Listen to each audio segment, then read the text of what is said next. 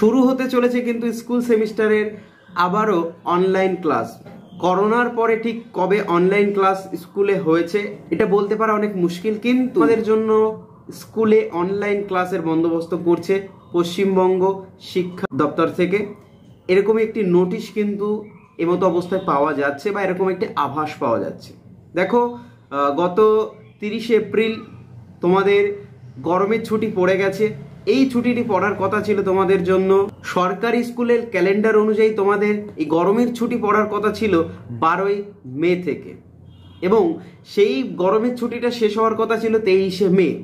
কিন্তু তীব্র গরমের দাবদাহের কারণে 3রা এপ্রিল নবান্ন থেকে মুখ্যমন্ত্রী একটি নোটিশ তোমাদের জন্য বা একটি ঘোষণা করেছিল তোমাদের জন্য যে গরমের ছুটি কিন্তু এপ্রিল মাস থেকেই হবে এবং সেটি 30শে এপ্রিল থেকে কার্যকরী হবে।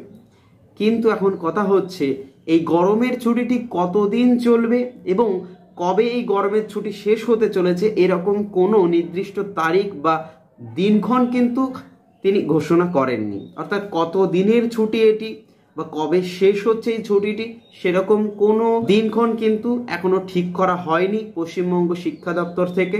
তো এটার ব্যাপারে যদি নোটিশ পাওয়া যায় পরবর্তীতে কিন্তু আবারও শিক্ষা দপ্তর থেকে জানিয়ে দেওয়া হবে নোটিশ করে যে তোমাদের এতদিন গরমের ছুটি পড়ছে এবং এত তারিখে তোমাদের স্কুলটি খোলা হবে। এই মর্মে এটুকু বোঝা যাচ্ছে যে যতদিন না গরমের দাবদাহ কমছে ততদিন কিন্তু স্কুল ছুটি পড়ছে বা স্কুলে গরমের ছুটি চলছে, এটা শিক্ষামন্ত্রী জানিয়েছিল। এবার কথা হচ্ছে যে গরমের ছুটি তো পড়ছে, কোনো নির্দিষ্ট দিনক্ষণ ঠিক করা নেই কবে ছুটি শেষ হচ্ছে।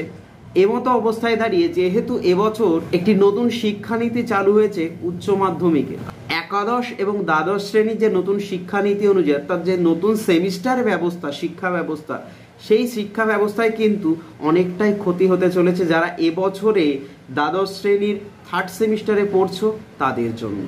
দেখো, যেহেতু সিলেবাস এখনো নতুন, শিক্ষা সংসদ থেকে যে বইগুলো প্রোভাইড করা হয় অর্থাৎ বাংলা এবং ইংরেজি এটা সরকারিভাবেই দেওয়া হয়, সেই বই দুটো কিন্তু এখনো পর্যন্ত বহু স্কুলে পৌঁছায়নি। এই জন্য তারা একটি নোটিশ দিয়েছিল যে এই বইটি অনলাইনের ওয়েবসাইটে অর্থাৎ পশ্চিমবঙ্গ শিক্ষা সংসদের অনলাইন ওয়েবসাইটে কিন্তু আপলোড করা আছে পিডিএফ আকারে, সেখান থেকে ডাউনলোড করে তোমাদেরকে পড়াতে বলেছে স্কুলগুলোকে বা তোমরা সেটা অনুযায়ী পড়ছো।